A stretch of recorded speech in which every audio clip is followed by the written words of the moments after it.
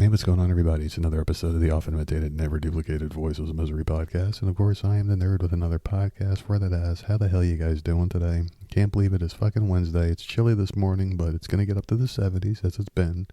The weather has been absolutely fucking phenomenal, and I love this time of the year. Let me just say that once the clock goes ahead an hour and things, the world is set back the way it's supposed to be, the weather starts getting nicer, the sun is out longer, everything is just better. And I am extremely happy that we are finally here. I've been waiting through a very dreary, cold, wet fucking winter. And now here we are. It's been great so far, can't complain. Hope you guys are having really good weather wherever you are located out there in the world. And I hope you guys had a great weekend, man, because like I said earlier in the month, this is going to be a tough one for me. And I've been wrestling with some things over the past couple of months, and I'll get into that in just a moment here. But before I get into all that stuff, I just want to say that you guys need to be watching the show Paradise. I don't know that's been talking about it. I've been talking about it.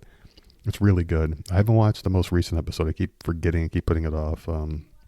Just got a lot of other shit I've been working on here. But Monday, the new episode dropped. I'm going to be watching that as soon as we finish the podcast. And I actually wrote it down in my little handy-dandy notebook here. Watch Paradise. Got to watch it today. Yesterday, I spent a big chunk of my day watching The Last Thing He Told Me with Jennifer Garner. And that one is on season 2, episode 4 now, or 5, I believe is the next one. I watched every episode up to the third one of season 2. So I got 2 more to go before the new one drops. So I'm going to be all caught up with that and Paradise, which is my plan for today. Now, the thing about that Jennifer Garner show is I fucking love Jennifer Garner. I think she's an amazing actress. No, let me take that back. She's not an amazing actress, but she does it for me. I do enjoy her roles. I don't really have a problem with anything she's been in. Even Elektra, I watched it and I liked it. Now, full disclosure, when I was younger, I did think she was a good-looking woman. And normally that was how I based what I watched when I was a kid. Like, oh, is she hot? I'll watch it. And today, even, like, I'll give something a chance if the actress is good looking enough. But one thing I've noticed over the years is Jennifer Garner does fucking find some really good roles.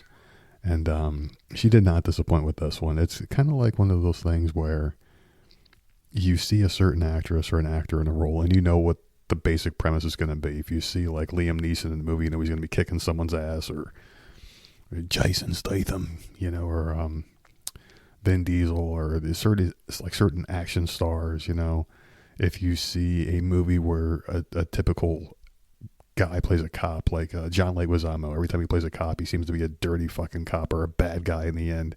You see him, you're like, okay, who's he going to turn on?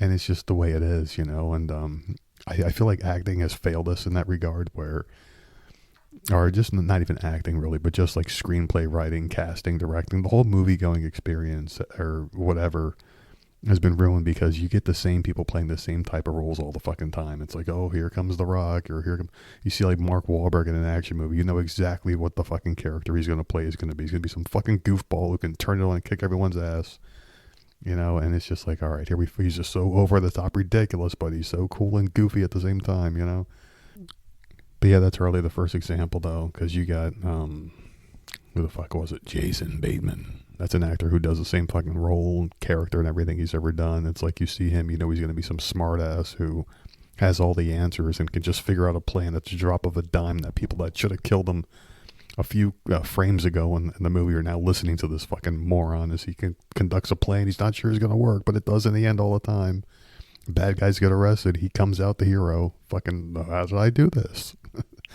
I can't stand him, but Jennifer Garner, I'll definitely support pretty much anything she's in because of 13 going on 30, which is one of my favorite stories. But the thing about her is she seems to escape a lot of the Hollywood drama, a lot of the dumb shit that happens in Hollywood, except for the one incident with her stupid fucking daughter who came out and said a bunch of dumb woke shit.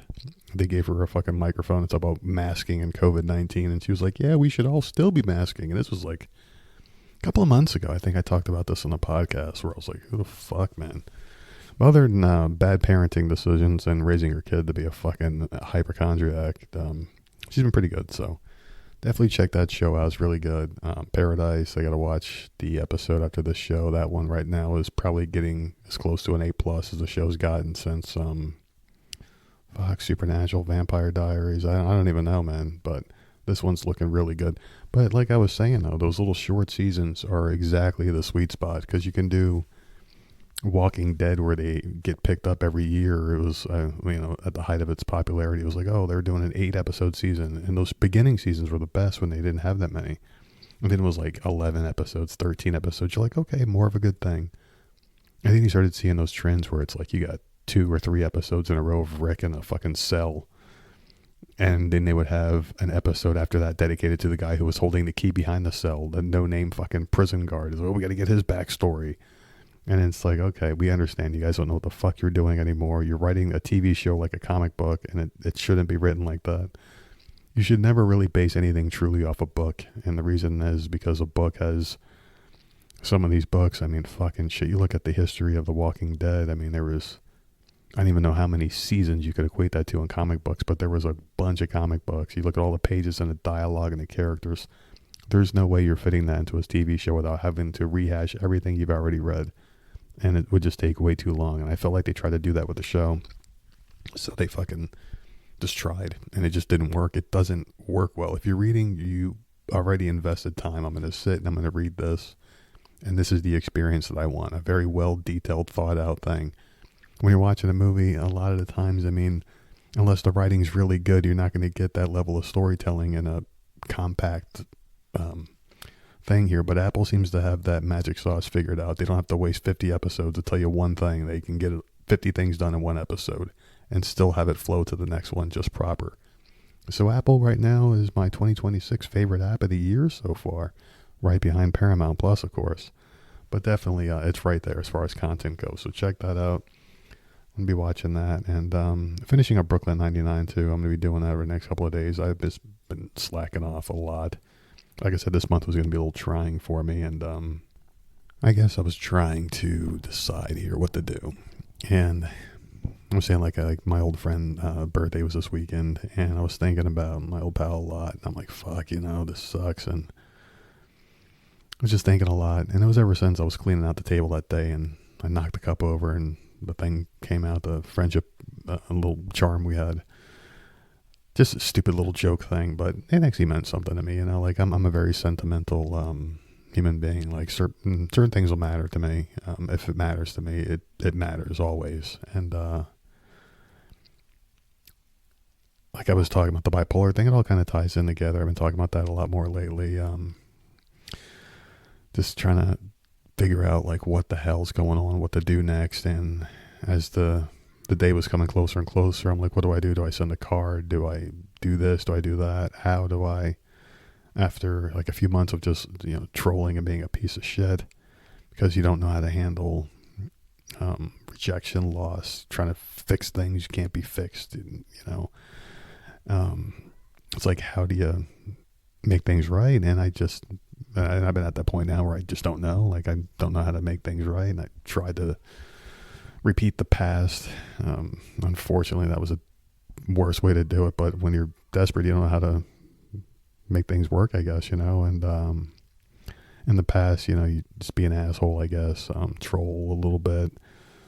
And, that would get a reaction. And that reaction would be the doorway to say, hey, I'm sorry, blah, blah, blah. And it just didn't work this time. I was just trying to pour it on a little bit here and there. And honestly, it was just stupid trolling. Nothing ever came out of it.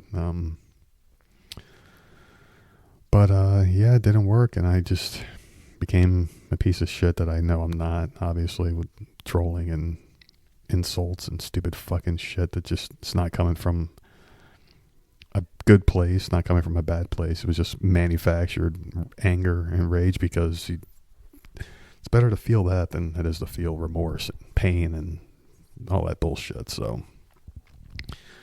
I decided, after thinking about this, like, man, like, what do I do? Like, how do I make this right? And I thought about it, talked a little bit to some people here. And it was just basically like, all right, well, how do you want to be? What kind of person do you want to be? Do you want to be yourself, or do you want to be this, whatever the fuck? And like, let me just be myself. And I took a couple of days as the days were getting closer and closer. I'm still trying to decide, how do I make this right? Do I send a card? Do I send a gift? what do I do? And I just thought about it, and I said, I'm just going to do one thing, because my whole path to life, my whole being, the way that I've always preached has been time is important to me. And I don't live with what ifs. The past is the past. You can only try to fix the future. You can't fix the past. You can't fix the past. You can't take things back. You can only try to make things right. So I said, all right, let me try to send out a message. And I wrote a nice couple paragraphs,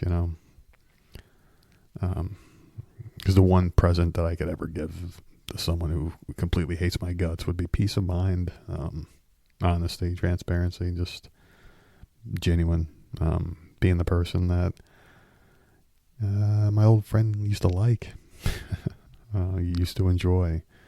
And that was the person who I became because of them. And a better person, happier, that kind of thing. And I was like, let me channel that again. And it wasn't that hard. I thought about my old pal. I went through old messages. I read some old messages, old things we shared together, and it's put a smile on my face. I thought about experiences, certain moments, certain things that were said to each other, inside jokes and history and things like that you share with another person. And immediately I felt myself come back out of this hole that I've been in for a couple of years now. And I felt really good. I'm like, this is the person who I became, the person I fucking loved. When times were the best of my life, this is how I felt. And I channeled that person and brought it back. And I wrote what I thought was a very nice message. And put it out there. Wasn't expecting a reply right away. I was expecting more or less like shock, like, oh, this fucking person. And then maybe a little bit of hatred, but then maybe like a wait and see approach. Maybe that was enough. Maybe, maybe it's not. It sucks not knowing. Do I wish I had some sort of a closure or some kind of reply like, hey, stop wasting your time, blah, blah, blah. I don't know. It would have been nice to get something back there. I mean, that's kind of the kick in the nuts where I just can't ever let go without that closure. You know what I mean? Like, you need closure. I don't know. Some people can just walk away and not give a shit. But for me, that's normally me. Unless something really matters, then I would just like the final blow, the final closure, the final just whatever, like a proper period at the end of the sentence, as opposed to an exclamation point that it was, you know what I mean? Like, that's what I would like. Otherwise, it's just, it is what it is. But definitely I'm trying to do the right thing in life now. I can honestly say that, I take full blame in just being a troll, being a dumb fuck, saying bad things, but never following through. Just, I don't know. It's the bipolar shit, man. It fucking sucks.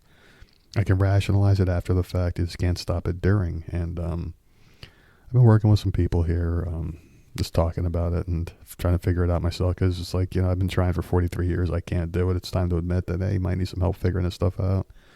Just the scenarios, the fucking constant overthinking and nonsense. It's things that don't matter. Things that don't matter to me now mattered for some reason, and just certain moments when that part of the brain would take over. And there's ways to conquer that part of the brain that I am working on and all that good stuff, so it's a process. I'm just never going to be able to do it without that closure. That's all, it's never going to, that's one thing I can safely say, but definitely am myself again. I feel like myself for the first time in a while. It's been a process. I've been doing this behind the scenes, trying to figure things out, doing different breathing exercises, ways to manipulate the brain and to keep it on the straight and narrow, that kind of thing. And it's been working a lot. I feel like I've definitely grown for sure through these new practices and things. But yeah, it was a rough fucking month. Been a rough few months, but hey, we're gonna live, man. Unfortunately, at the end of the day, there's nothing you can really do to make anyone happy, to get things the way you want it, but you can try, and never give up. So, like I was saying, I got a lot of time, I guess, to figure things out. That's pretty much it, It fucking blows, though. It really does. It's like, I feel like from 2023 to like now, it's just been like a fucking blur. Parts of it don't even remember, as if they were just like blackouts, and that's what these fucking little sessions are of bipolar disorderness or whatever the fuck you want to call it, these episodes. At least that's how it was described to me. So keep on doing what I'm doing here and getting more and more into the straight and narrow, and that's about all you can do, self-improvement. That's about all you can do, people. But yeah, that's it, man, for the opening of the show here. Nothing grim, we got through it. That's all. That's all that matters, right? You guys get through shit all the time. We all have our adversities in life that we get through and things that we're trying to conquer and change about ourselves. And 2026 has been a shitty year, but you know what? It's going to get better. It's always going to get better. Things are always going to get better. So we'll see what the future holds, man. Everything feels good for now, but there's always a setback, and that's how we deal with those setbacks that really dictate and shape the future. So I know my limitations, what I'm capable of, and I know how things are going to end. It's either going to end one of two ways, and can't really say on air because, don't want anything to come back to bite me in the butt eventually, but, it is what it is. When you've been living in your body for as many years as I've been living in mine, you kind of know yourself a bit, and you know what you're capable of, what you're not capable of, and you run the numbers, you run your outcomes and your scenarios, as I call them, and there's really only two, and it's unfortunate, but there we go. We'll see what happens there. We're going to put a pin on that one for now, and like I said, I'll be doing some updates here every now and then, but anyway, let's move on here, and let's go to some TikTok trend, where the influencers are raving about what they say is an ideal natural lubricant, but experts warn that it can actually wreak havoc on your vaginal microbiome. If you're trying to avoid pregnancy and STDs, beware, it can make condoms less effective as well. So coconut oil has been lauded for its full body benefits, from a healthy alternative to butter to a helpful cure for halitosis and hangovers. But the pros are saying coconut in the cooch is a no-go. So coconut oil sounds like it would be a gentle and natural option as a lubricant. However, vaginal health is more nuanced than that, said Kate McLean, an OBGYN. So while coconut oil is not dramatically alkaline, it can alter the vaginal environment by disrupting the balance of protective lactobacillus bacteria that help maintain an acidic, healthy pH. So, fucking geniuses shoving anything up their fucking twats these days. But when you introduce an oil that isn't designed for vaginal use, it can shift that delicate balance. Coconut oil may coat the vaginal canal and may alter the local environment in a way that makes it harder for those protective bacteria to thrive. Though coconut oil fans point to having lauric acid, a fatty acid known for its antimicrobial properties, McLean said this more myth than medicine. So this is obviously a woman who knows a lot about her pussy and wants to tell you about yours as well. But my question is this. I mean, what fucking poor ghetto-ass nonsense is this, where I guarantee you some dude probably showed up at some fucking hood rat's house and was like, hey, baby, what you got? And these motherfuckers, man, just don't like to go to the extra effort to get things lubed up the right way. They just want to go fucking slam bam thank you ma'am with that motherfucker. And he's probably looking for everything. The lube was empty. The fucking he's spit in his hand. That didn't work long. Looks around their house. Hey, you got some fucking coconut oil. I promise you it'll work. And fucking some dumb bitch was like, all right, let's do it.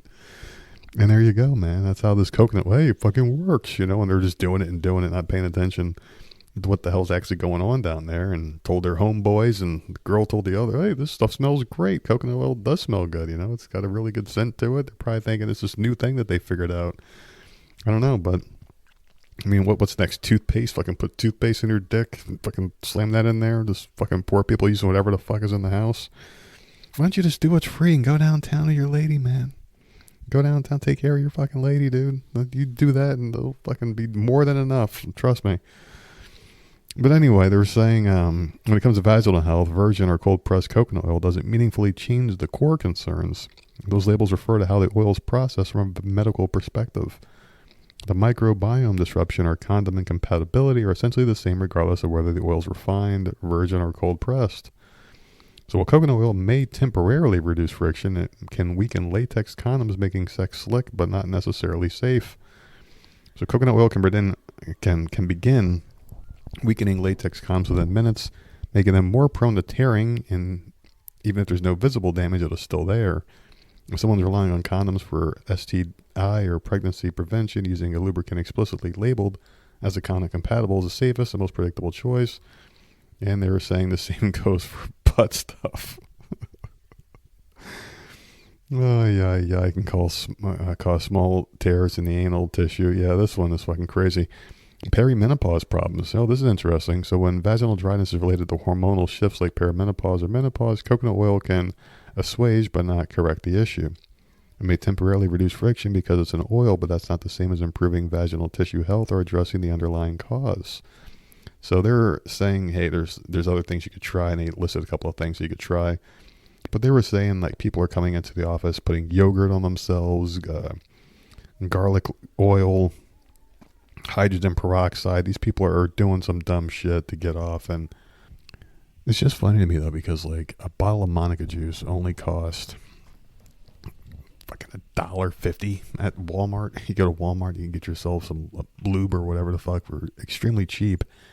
And it's not going to hurt the person you're with, you know? I mean, if you're going to use this instrument that you have to put in another person's instrument, you would think you would want to know how both work.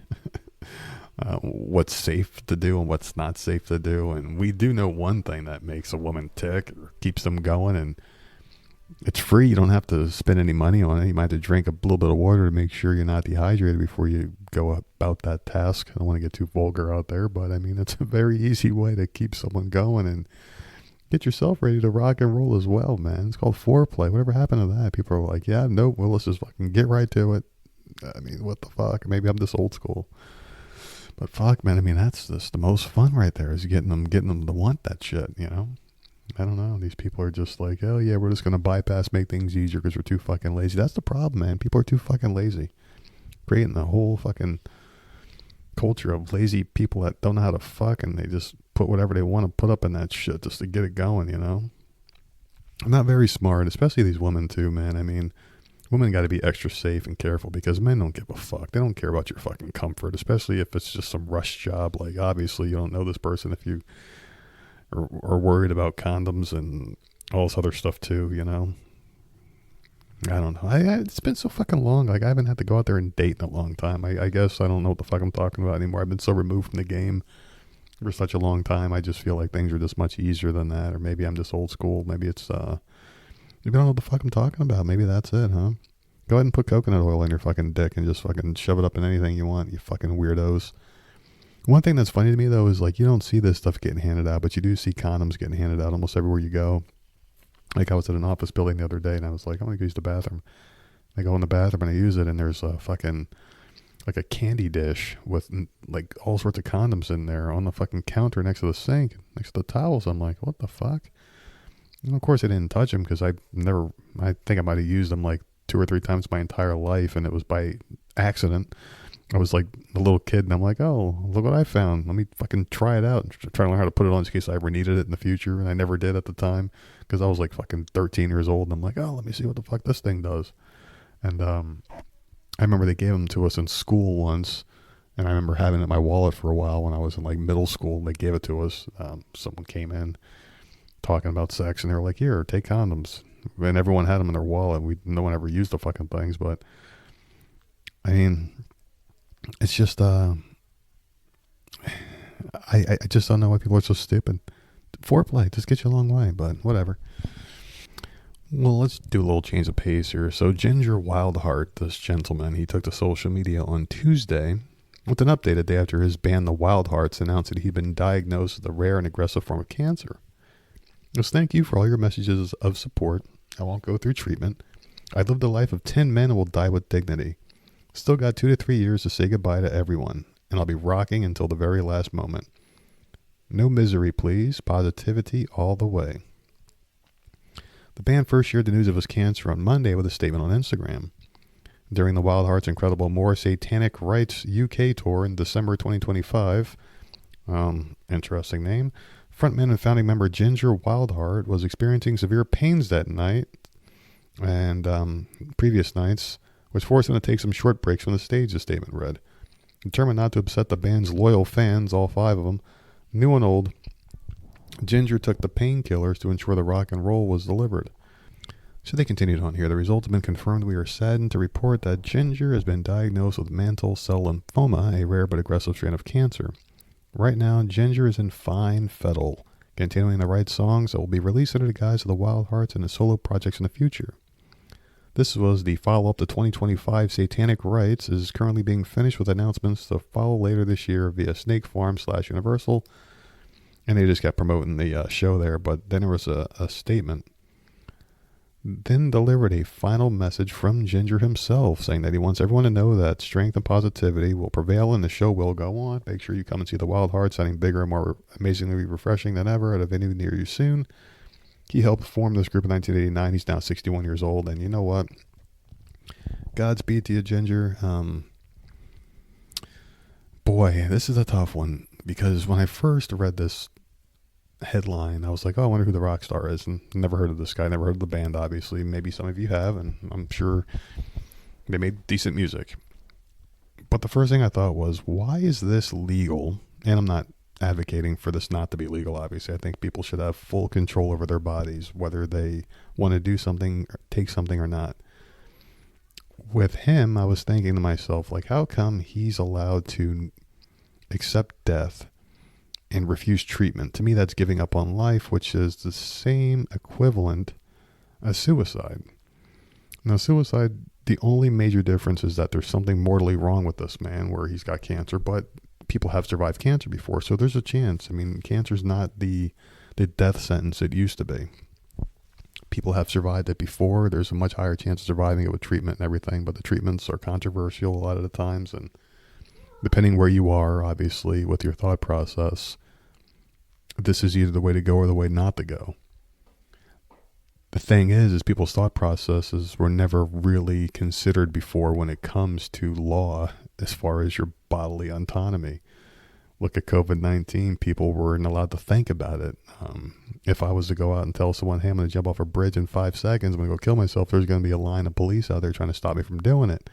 But if I am dying anyway, and I'm like, hey, I'm not taking this medicine, it could save me, but I want to die because I want to die. Those are suicidal tendencies. Those are things that sounds like would come from a suicidal person. At least that's the way that I'm seeing it. So it's like, why is he allowed to? Like, is that the loophole? You have to be sick first, and where's the line that we draw it on sick, where you can give up on treatment and your will to live? You know what I mean? Like, I'm in full support of him not taking the medicine. I'm just coming up with an argument here because I was wondering why you're allowed to do that, but you're not allowed to take your own life, but you're allowed to give up on it. You know? Oh, well, that's okay, because we have deemed you essential to die because, or whatever the fuck, worthy to die, or your death has been approved by the council of rule makers who tell you whether your life is worth living or not, you know? It's just so it's so weird to me. But good for him, because, I mean, if I was in the same boat, I would probably do the same thing. I mean, no one can honestly and truly tell you what they would do unless they're faced with a situation, because it's hard to say, yeah, I would do that in a situation I've never been a part of. I've never been dying before. I've had a few close calls where and this is how I can kind of tell you with certainty that I would let myself go, is because there have been moments where I haven't tried to stop something from happening, and I just, by the grace of God, just something, didn't happen. Close calls on the road where I'm like, okay, if I just take my hand off the wheel, I'll just let things take their way, but then the wheel would just jerk itself back onto the road, and I'm like, motherfucker, or I remember one time when I was a kid, I remember, and this is back before I even had these crazy thoughts. I remember I was crossing to me, it was a huge river, but it was only like a small little body of water, nothing crazy. Just to get to one side to the other, it was like a bridge that would take you 10 seconds to walk across. So it wasn't that big of a deal, but when you were in elementary school or whatever, it's a huge deal. But I remember trying to cross, my friends, they crossed, and I was like right in the middle, and I was trying to go through, and I was walking across, and I was a little bit shorter back then, and the water was just barely under my neck, and I was just doing like a hop thing to get across because I was terrible at the water, and I hopped up too quick, and a stronger current of the water pushed me, and I remember going under for a second, and I remember being so at peace, where it's just like, okay, and my body just went limp, and I just stopped caring. And before you know it, my friends pulling me out, and I was like, oh, okay. And I wasn't reacting. I wasn't like, oh shit, that sucked. And yeah, maybe that was a sign back then. Instances that have happened when we were going to the beach a lot. When we first moved down to South Carolina a few years ago. The same thing would happen, like a rip current or whatever, fucking pull you in and spit you back out. When it would pull me in, I would just be like, okay, this is it, And you feel like a certain moment of adrenaline where you're like, oh shit, like your body kicks in, like, oh shit's going down, like your body knows, panics for a second. It's only a second for me, and then I kick back into, okay, this is it. And not even trying to like stop it, It's fucking terrible to even say that out loud. Like I'm saying it out loud, and it's like, it's hard to believe, but it's true because I live it, It's fucking brutal, man. Pretty crazy shit there, but yeah, I get it. My mom, she was on chemo for a while, and near the end, she was fucking sick of it, Literally, she was sick of taking the stuff. She was really bad, and I wasn't there for it. She was still in Jersey when this happened. She passed away in 2022, right after Mother's Day. And the account that I heard was she was happy to be done with this shit. Like once they took her off chemo, she was dying, obviously, and they wanted to keep her comfortable, but she was so happy to be off of it. It's like, I'm done with this shit. I understand, but to not even give it a shot at all, it's like, okay, I can understand why that guy wouldn't do it either, but I'm just questioning the whole legality of it, because I feel like anyone should be able to do whatever the fuck they want, but it's like, why does someone have to be sick in order to give up on life? Like, you can't just give up on life, I don't know. This world's fucking crazy, and it's really weird, and there's a lot of things you can't explain about it, like this one right here. People just don't seem to know what the hell's going on. But on this one, there's side hustling Californians. They're taking a job to train AI to behave more like humans. Oh my God. I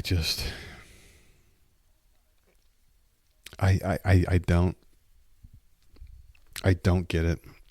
I can give an example of what this reminds me of immediately. And it's because I worked at home for many years before this. New lifestyle popped up. But, yeah, when I was working from home, they used to have us use certain programs, like while you're on calls. And these programs didn't really serve a purpose or anything. They were just there to help enhance the customer experience, they would say. And it was always on. It was always listening to your responses, and you would see it. It would be like when you're recording something, like when we're recording a podcast, we're doing sound check. You start talking, you see the little lines move up and down. As you talk louder, it gets higher, and you talk lower, it gets lower. And it goes up and down, it spikes, And the AI program was constantly fucking moving up and down, up and down. It would change colors, and you're like, what the fuck do the colors mean? Then you look at the guide, because, every work at home job is like a fucking massive fucking folder with a bunch of information you're never going to check, but it's there anyway. And I remember going through it like, what does this one say here? What does this one say? And then I found the one for the AI program, and it was always listening. It was listening, and it was learning. And that was essentially the lesson that I learned, was we're training our replacements. And I learned this lesson in real time with real people when I worked for a place called Time Warner Cable in New York years back, where we were enjoying our jobs. We were working in office. We were taking phone calls, obviously, cable, internet stuff. And one day our boss went away, and he went to the Philippines for a week, saying he was on vacation. We're like, that's a weird place to vacation. They're going to the Philippines. That's okay. Weird time of the year to be going, but whatever. And then he came back, and he's like, okay, you guys, got some bad news for you. And that was when we found out we weren't going to have jobs. But prior to this, we were palling with our friends in a rival call center. We were going to become one. We're all going to be one customer service team. It was us and Indian people and Philippines and all this other stuff. And they just wanted to learn our cadence because, people would hang up on them all the time. Hey, do you guys want less calls from people that want to speak to an English speaker or whatever, yeah, then we're going to pal you up with these guys. And then we would have to have them listen to our calls. And then after each call, they would ask us questions about it and how it went. We'd tell them what we did. Oh, I like how you handled that customer. Can you tell me what your thought process? That kind of shit. Right after the boss came back from vacation, we were replaced by those same people we trained. We trained our replacements. And it's looking like that's what this is all about. But anyway, Angelino's in need of a quick buck or signing up for a futuristic side hustles where humans get paid to help AI understand the art of our everyday movements. Call it poaching coaching. As advancements in AI technologies continue to encroach on the human experience, they're even saying it. From outpacing us at work to co-parenting our kids. Natural-born people are in danger of becoming totally replaceable with every passing moment. Now that right there is the first paragraph in an article about how great this is to be fucking training and how people can make extra money doing this. But yet you highlight the dangers of doing it in the very first paragraph. So why are you even encouraging the fact that people can make money doing this? It's like you're putting lipstick on a pig and then telling everyone, wait, are you really going to fuck that pig? I just put lipstick on it. It's still a fucking pig. Anyway, but that can't happen without our help apparently. And now cash-strapped Californians hungry for the extra income are reportedly schooling the systems on the how-tos of mankind. InstaWork, a San Francisco-based company that dubs itself a flexible labor marketplace, is behind the push, willing subjects to wear headbands with phone mounts in which they're able to secure cellular devices or cameras that record themselves doing housework and other menial tasks. The data is then used to train AI on how to act. I need to choose to do chores sometimes, Salvador Arcega says, but now I just do it because I get paid to do it. Makes it easier to swallow. The piece of cake post can pay up to $80 for 2 hours worth of footage. InstaWork connects workers to the jobs being created in the physical AI economy, including roles that help train, deploy, and maintain robots. These positions pay as much as $40 an hour through the InstaWork app, and more importantly, help our workers build real technical skills and earn certifications through InstaWork. Required expertise varies based on the needs of our partners who tap into our geographically diverse marketplace made up of more than 10 million workers globally. So, this is a problem. Can you imagine you're doing your job and a lot of people out there are thinking that, hey, I'm going to get into this profession or this field because it's AI proof. People are leaving coding, anything that requires any kind of like graphic design or video creation, content creation. Actors and musicians are pushing back against this stuff because AI can create a beat and a song in a lot less time than it takes someone to put out a fucking song. AI can come up with a brand new fucking movie in a couple of hours with effects, actors, script, everything done, completely done. You might just have to watch it and change the weird shit that AI will do sometimes or do light editing. But other than that, I mean, you can do the job of how many fucking people? Seriously, you don't have to have a multi-million-dollar budget to create a fucking Hollywood movie now. All you need is a computer and a little bit of know-how and AI program, and that's it. And you got yourself a fucking movie. Like, people wouldn't even be able to tell if it's real or not half the time now. There was that movie of the Epstein-looking guy in Florida driving around in a convertible, and they had to analyze the shit out that video. But, 30 years ago, if that video was shown, you would just believe it because you can believe what you see back then. You can believe videos. Even though you can manipulate what's being recorded in the video, like put makeup on someone or a rubber mask, whatever the fuck you want to call it out now if you're a conspiracy theorist. But the video itself was a video, and that was the thing. Nowadays, you can't even trust what you're seeing, what you're hearing, because that sounds like their voice and it looks like their face, but it's not them because I can tell there's a little watermark on his left earlobe that's impossible to see to the naked eye, but that's how you can tell it's AI. And it's going to get even more indistinguishable from reality than that. But all that notwithstanding, I mean, AI is taking the jobs of those kinds of jobs. But what happens if you see a couple construction workers or a whole team of construction workers building a house and they're all wearing these stupid fucking headbands? All of a sudden, now the physical labor jobs you thought were safe because no robots can be able to build a home, learn from you how to build a home, and now you're not needed to build that home. You always train your replacements. No matter what happens, it's like the old, I'm going to train this guy to be my right-hand man, and then you train this person, they stab you on the back and take your job because the boss likes them better and they're cheaper. I would never trust anybody who's like, hey, just trust this guy. Oh, they're just there to help you. No, they're there to replace me. Everybody is there to replace you. AI is there to replace you. I'm not saying you can't help everybody, but just be careful, like don't give everybody all your tricks, especially not AI. I don't trust it at all. Like I said, you can have fun with it. Hot AI Nerd is a fun program to mess with, but this ain't the way here, man, and yeah, it's just really screwed up that they're paying people, and they're paying $40 an hour, which is an amazing fucking rate of pay to do something stupid that you're going to be doing anyway. They make it easy, too easy, so people are going to be like, oh, this is a fucking no-brainer. I'm going to make this easy money.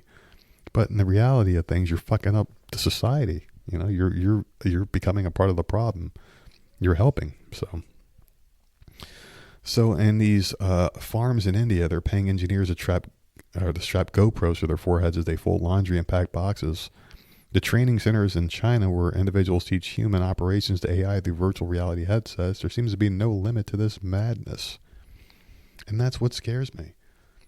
What about the fucking stockers in a grocery store at night? I mean, those guys aren't really trained to do much else. I just, there is nothing but horrible outcomes when you outsource jobs that we're supposed, like God put us here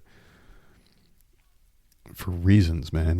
What those reasons are, no one can honestly tell you. I can just look at the basics of what we are programmed to do. We're programmed to take care of ourselves, recreate, take care of those creations until they're strong enough to take care of themselves. You teach them the ways of the world and you send them on their way, and then you go away and then they keep doing the same thing. And that's a natural order of things. You just, each one teach one, you improve, you get better. That's about all you can do. But I know arguably people can say AI is making things better, and people can't have an argument for that. AI does make some things better. But it takes away our foundations, our fundamental reasons for existing. We're not just blobs that just fucking sit around and take up space in this universe. Otherwise, we're just taking up space. We're useless.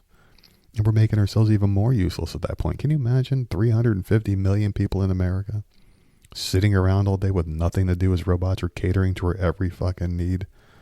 What happens if the robots are programmed to check the oxygen levels? Hey, there's, we're about 0.3% higher usage of oxygen than we're supposed to, so we have to eliminate X amount of people to get the numbers back lower. There's always some kind of weird nefarious scheme behind everything. Behind every good code, there's about 10 bad codes. It's just, yeah, I'm really afraid of this. And this is why you should be afraid, because one of these humanoid robots was arrested by cops after terrorizing some elderly woman on the street. Yeah, it happened last week in the city of Macau, with the startled 70-year-old woman ending up in the hospital following her encounter with the 4'4" robot. Onlookers filmed the video of the woman yelling at the robot, reported to be a Unitree G1 model retailing for $13,500. You're making my heart race, the woman raised in Cantonese, per a report in the Macau Post. You've got plenty to do, so what's your point of messing around with this? Are you freaking crazy? The woman was walking along the street looking at her cell phone when she realized something was following behind her. Startled, she turned around to find the robot. In the video footage, the robot was seen raising both arms as he was scolded by the woman. Video subsequently shows 2 police officers taking the robot off the street. Now, the Post reports there was no physical contact between the woman and the robot. However, she was taken to the hospital where she was examined and released. The robot purportedly belongs to an education center in Macau and was conducting promotional activities in the area.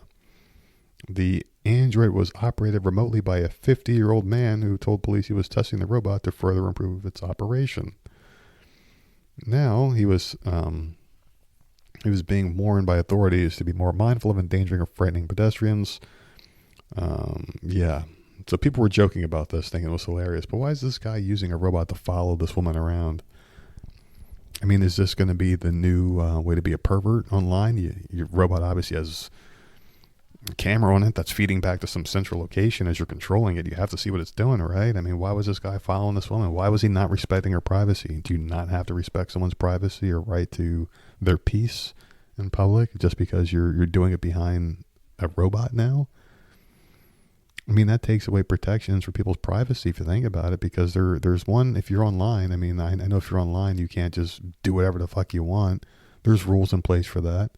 Where's the rule if you control a robot? They have it when you're controlling drones. You can't fly them through certain distances over certain areas and locations. You can't have your drone parked outside of someone's window as they're fucking recording everything they're doing. You can't do that.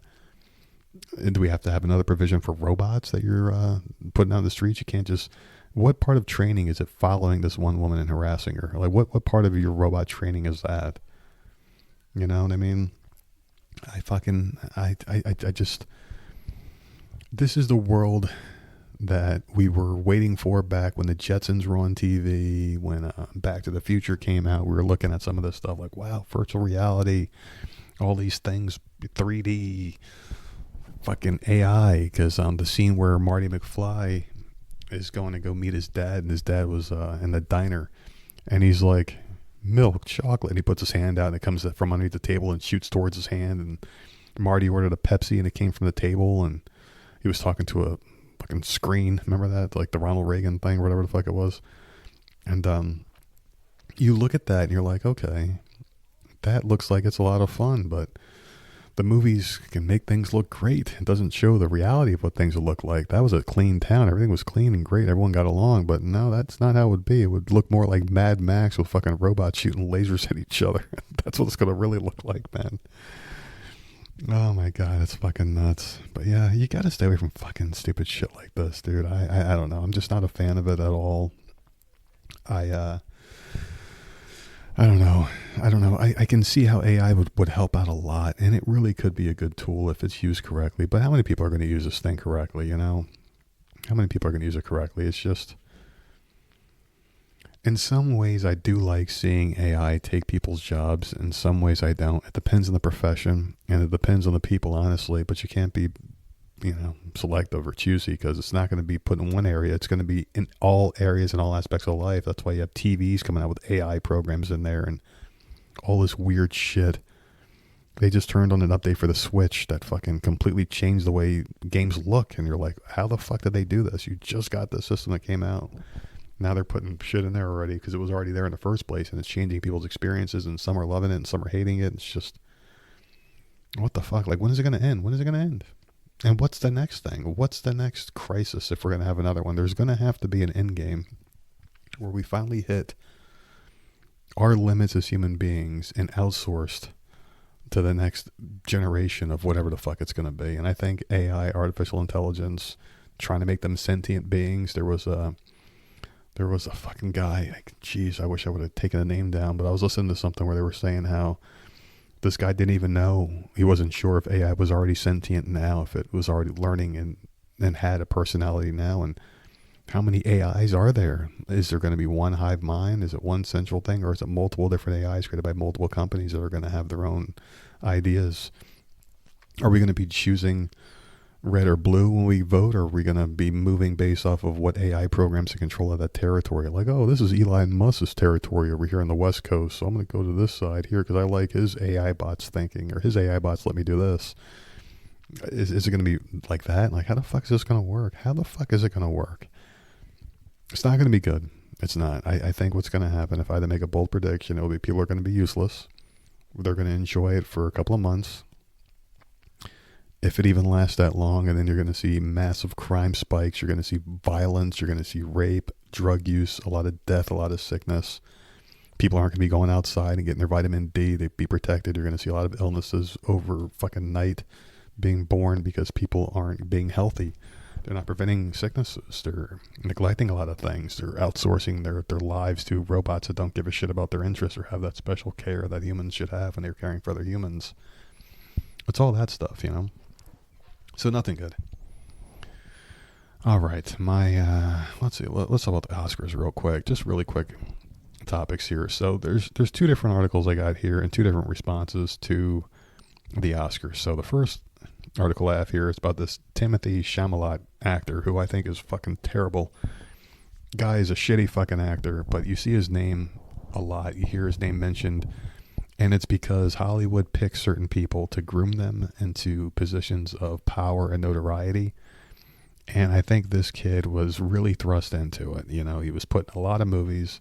There's a few actors that you'll see that are just putting everything. I mean, they fizzle out pretty quick, and you never really know why they get booked in everything. It's because maybe they made one hot movie or whatever the fuck. Or maybe there was some behind-the-scenes stuff, like the Golden Juice or whatever the fuck they're doing. What the fuck was her name? That actress, Tara Manning.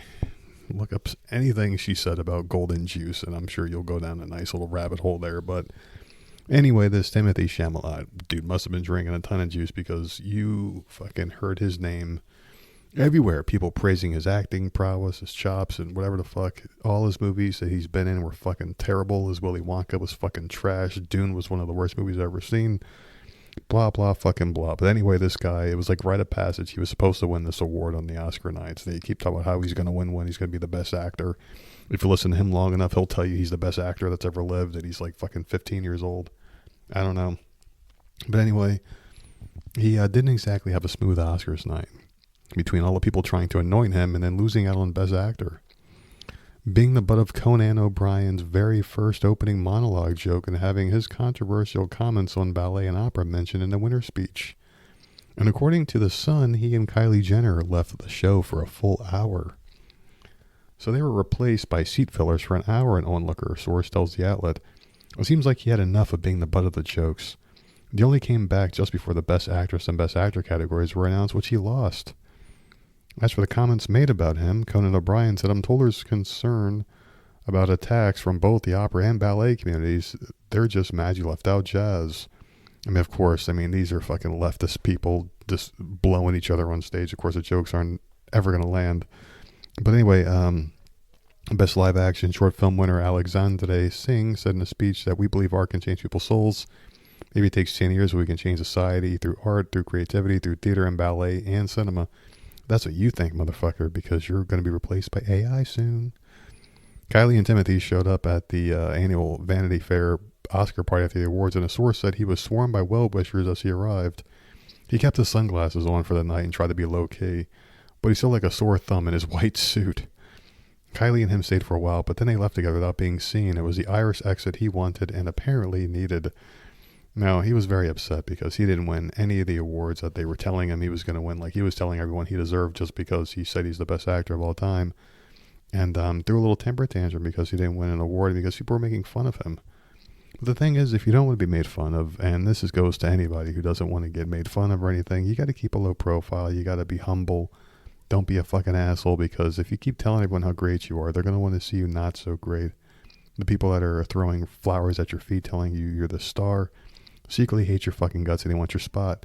Nobody wants to be the person telling someone else they're great all the time. People want to be the person being told they're great, and that's why there's so much cutthroat mentality in Hollywood.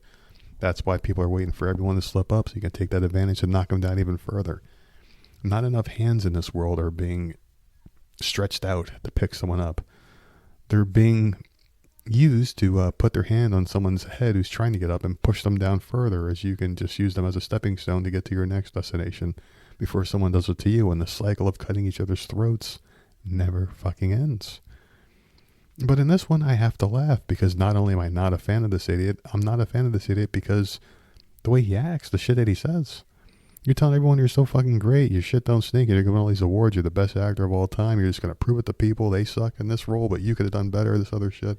Of course they're going to laugh at you, you fucking bitch. And seriously, sticks and stones may break my bones, man. If you got millions and millions of dollars in the bank and you're famous and you're dating the hottest Kardashian by far. This Kylie Jenner is like all 10 of them put together, all the Kardashian women put together. All their best parts are put on this one. Her doctor did the best job. Kylie's the hottest one, easily. You got that one. You've got all this good stuff going on in your life, but yet you focus on not winning an award. You focus because people are not worshiping you. Your peers aren't, but you got millions of people around the world that go to see these stupid fucking movies that you're making. But it's just a couple of people in a room that are laughing at you. You can't stand to be mocked. You know who else can't stand to be mocked? The devil. Yeah, I'm saying these people are fucking Satanists. I don't like Hollywood. I really don't like Hollywood. If a Hollywood company said, "Hey, nerd, you want to be in this movie for $1 million? Sure, let's fucking do it." Would I ever join the fucking golden juice drinkers? No, that's why I'll never fucking do it. I would never conform. I mean, I had a chance to conform a while back and make more money on the show. If I would have conformed, things would have turned out a lot differently. And do I care? No, I don't fucking care. Do I regret it? No, I don't fucking regret it, because the show wouldn't be mine. It wouldn't be ours. Nerdette and I wouldn't be doing the Monday or Friday show. I wouldn't be doing this show the way I do it. Things would have been much different if I would have taken the offer that was given a while back. I don't know, man. There's just a thing about being true to yourself, being real and being humble as well. I guarantee if this idiot wasn't out there saying all the stupid shit that he said and just sat in his fucking chair and took his medicine like a fucking man, the ridicule wouldn't have lasted this long. And now what's going to happen is it's going to triple down next time, because they're going to say this guy's weak, he can't handle it. And he still thinks that he's the shit. Let's just fucking pile on him, you know? And that's what should happen. Is that what will happen? I don't know, but I'm going to keep an eye out on him, because he's got Kylie right next to him. So that's why I'll keep an eye on him, because I want to see what she's wearing. But anyway, one other Oscar story was Teyana Taylor, the opposite side of what's going on here. She was seen throughout the Oscars cheering her fellow artists on as they took the stage following their win. So the one battle after another actor was nominated in the Best Actress in a Supporting Role category, but lost to Weapons villain Amy Madigan. When Zoe Saldana announced Madigan as a winner, Taylor jumped out of her seat and enthusiastically applauded her for her fellow nominee, which some people thought was off. The world holds so much misery that miserable hearts forget the face of happiness, Taylor wrote on the microblogging platform X, quoting a user who shared a clip of that moment. They grow comfortable being sore losers, so when they see real sportsmanship, it unsettles them like holy water touching a demon. She continued, because clapping for someone else's victory requires something many people never learn: how to win with grace and pure joy, and how to lose with grace, chin up, and dignity. She expressed pure joy throughout the Oscars night. After Michael, not Michael J. Jordan, but Michael B. Jordan, won at the Oscars, Taylor cheered him on as he took the stage to accept his award for his work on Sinners. Later that night, she clapped fervently at the Academy Awards opening. She was just happy to fucking be there, and that is the attitude you should have. These people don't understand. You're not winning a Lifetime Achievement Award for something important. You're winning an award for excelling in your field of work that is extremely privileged compared to what real work is. And I know it's cliche. I'm not ever going to put down what one person does for work. I would never bash a McDonald's worker and say, hey, you got a shitty job. Like, no, we don't know their life. That job is supporting someone else. So it's not a shitty job. Every job's a good job. But when you look at comparison of like difficulty of work, duties performed, and of course all the shady shit that goes into being a celebrity and a movie star or whatever, it's really hard to root for these people. And I feel like they are privileged in a sense. They are doing a real job. I mean, you're agreeing to something, you're getting paid for it, and it's supporting someone else. It's a real job. But is it one of those jobs that I think that they should take it seriously, as far as like, you know, what Timothy Chalamet walks out, the guy's got millions of dollars in the bank. I mean, there's just a certain lack of like, okay, awareness, perspective. Like, hey, you know, I didn't win an award, but I won all the other awards in life. I'm a multi-millionaire. I've got the best job in the world. I'm sitting next to Kylie Jenner. You know what I mean? Like, these people should just be happy to be included in those moments. They're getting paid to show up to these award shows. They're being given gifts.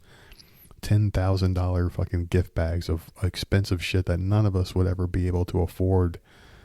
But these guys are just getting handed to them just for being as wonderful as they are. I mean, that's not work, in my opinion. Like, these McDonald's workers don't go to work and get a fucking $50,000 watch for just showing up to work on top of their salary and getting applauded and told everything they're doing is great. No, the average person is getting shit on for a living. That's why I say these people should be more fucking humble and appreciative of the chances they've been given in life, because a very small percentage of them will ever get the chance to get it.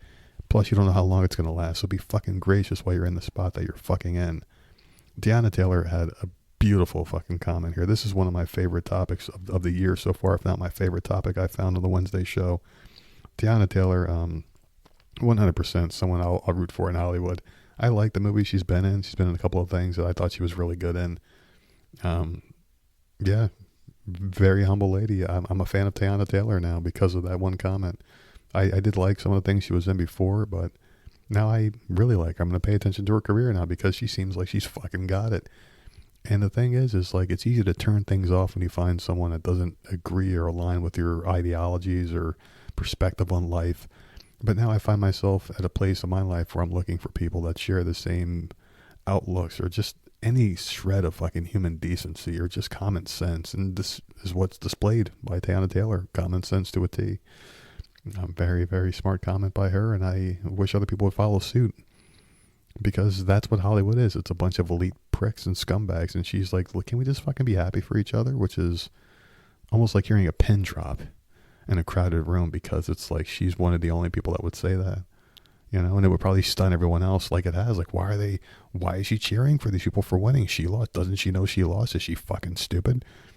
No, she's a fucking human being who's just happy to be in this fortunate position she's in. So, Teyana Taylor, A+, lady, A+. And you know what? I had one more here, but I'm going to end on that note. I did have one more. This was about a couple who stole a disabled Chick-fil-A worker's phone. Yeah, this guy. So basically, he was a Chick-fil-A worker. Just a really, I'm not going to read the whole article because it's very upsetting, but just the gist of it. This guy was working at the store.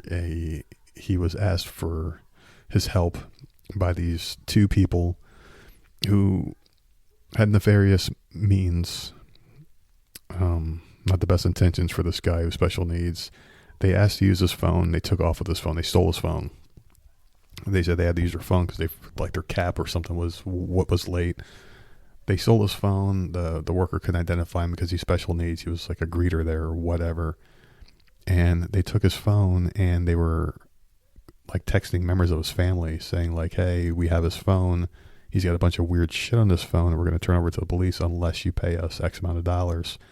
Now, this guy's family knew that he was incapable of looking up the things that he was looking up and doing the things he was doing. They were trying to say he was going after children, like sexually, looking up a lot of weird porn and shit on the phone. They were going to turn over to the police.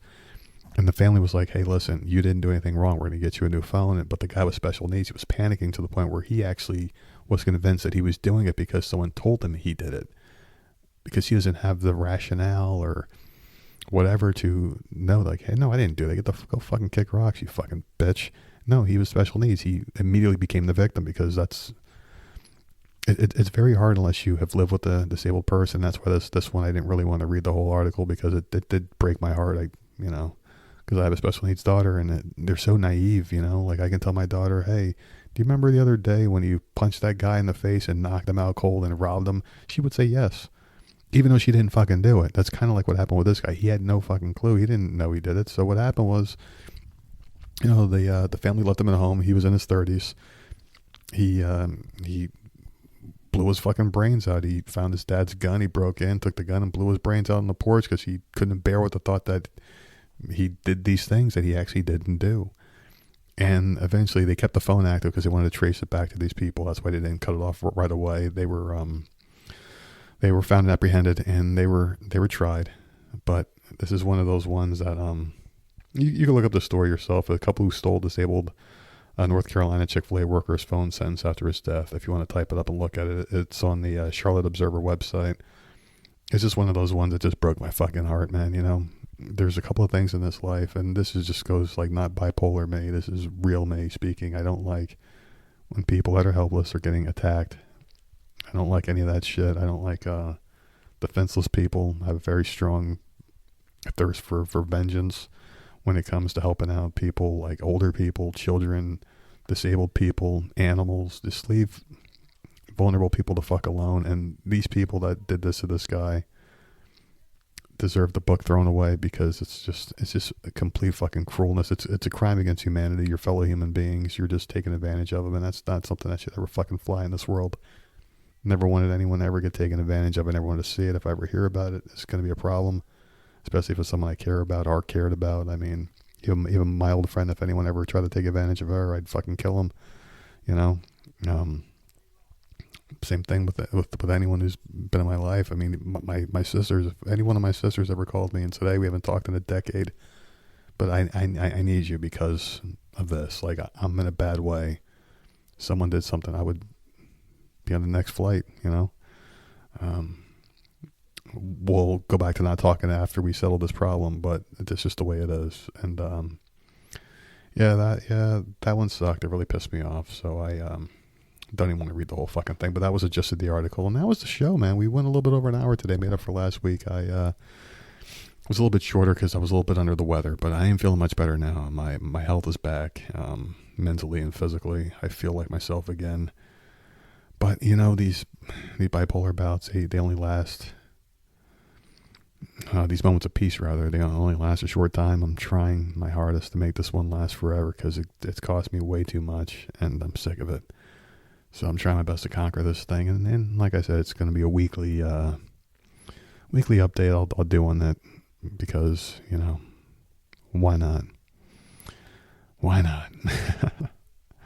But yeah, I'm gonna get back to my day here. I'm gonna watch the rest of that Jennifer Garner show. I'm gonna watch Paradise. I'm gonna get to some Brooklyn Nine-Nine, and that'll be the rest of my day today. I'm gonna hang out, watch some TV with my buddy, and yeah, just sit here and hopefully get to hear from my sister from another mister, man. But yeah, until then, we'll get things ready for Friday. The Friday podcast is right around the corner, and I'm still trying to figure out why the fuck Nerdette likes that one so much. Maybe if I'm a good boy, she'll tell me finally.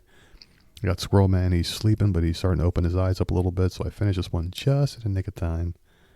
Just want to tell you guys, thank you for listening to me ramble for yet another week, for yet another hour. The audience is growing every week. We appreciate the hell out of you guys. We love you.